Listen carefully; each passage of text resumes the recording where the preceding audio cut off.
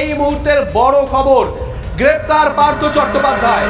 যাদের উপর ভরসা করে আপনি কোনো কলেজে পড়ছেন এই আশায় যে কলেজ থেকে বেরোলে একটা ডিগ্রি পাবেন, ভালো চাকরি পাবেন, বাবা মায়ের জন্য বড় বাড়ি কিনবেন, বিয়ে করবেন, বাচ্চাদের ভালো স্কুলে পাঠাবেন আর অনেক টাকা আয় করবেন, কিন্তু রিয়ালিটি কি জানেন? চাকরি চাইছি বস, ভিক্ষা চাইছি না আমরা। আমাদের ভিক্ষার দরকার নেই, আমাদের দয়ার দরকার নেই। আমাদের যেটা দরকার সেটা হচ্ছে আমাদের যোগ্যতা বেসিসে আমাদেরকে নিয়োগ করুক, আমাদেরকে চাকরি দিক। ম্যাক্সিমাম ছাত্রছাত্রী, এই ছাত্রছাত্রীদের দাবি কিন্তু একটাই, সেটা হলো তারা যে এতদিন ধরে পড়াশোনা করেছে নিয়োগ কোথায়। দেওয়ালে পিঠ থেকে গেছে, ডিমোটিভেটেড হয়ে গেছে স্টুডেন্টরা, এবং এটা হওয়াটাও স্বাভাবিক।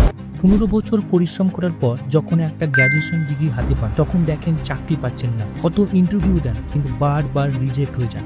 লোকেরা আপনার মজা ওড়ায়, ধীরে ধীরে আপনার আত্মসম্মান, আত্মবিশ্বাস কমতে থাকে। অবশেষে কোনো মতে একটা চাকরি পেলে তার স্যালারি খুবই কম থাকে, আপনি অজান্তে নিজেকে হোম লোন, কার লোনের জালে জড়িয়ে ফেলেন।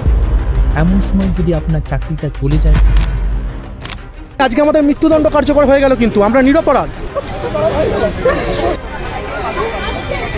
অনেক খেটেছি জীবনটা, সারা জীবনের পরিশ্রম।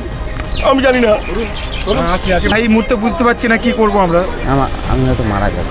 আজকে আমি আমার পাড়ায় ঢুকতে পারবো না, সবাই বলবে দেখো চোর এসছে, চোর এসছে। খুব মানসিকভাবে বিধ্বস্ত। এখানে জন্মানোটাই আমাদের ভুল হয়েছে। আমাদের ছেলেটার কি হবে? আমার সংসারটা চালাবে কি?